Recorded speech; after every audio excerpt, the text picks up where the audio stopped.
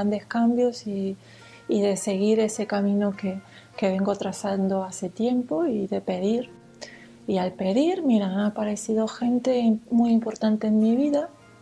Maika. Maika es una persona por demás excepcional.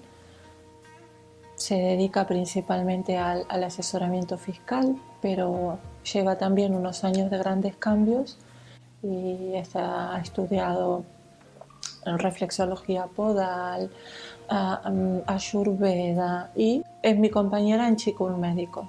Por lo tanto, es una de las cabezas de proyecto.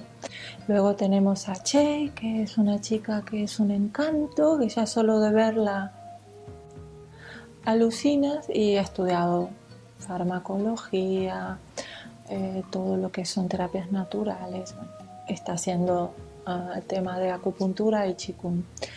Y luego tenemos a Miguel, que no somos todas mujeres, tenemos a Miguel.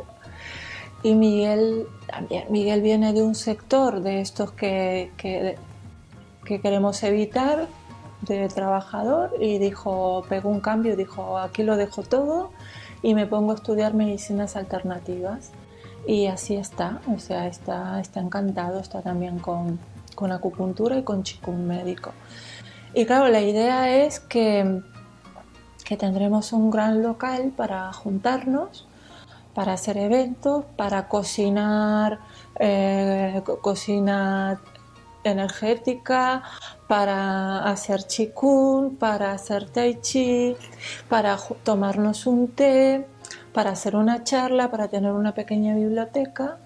Y esto es lo que te puedo contar de nuestro proyecto, que por ahora está embrionario y que estamos empezando a trabajar en él. Estamos encantados.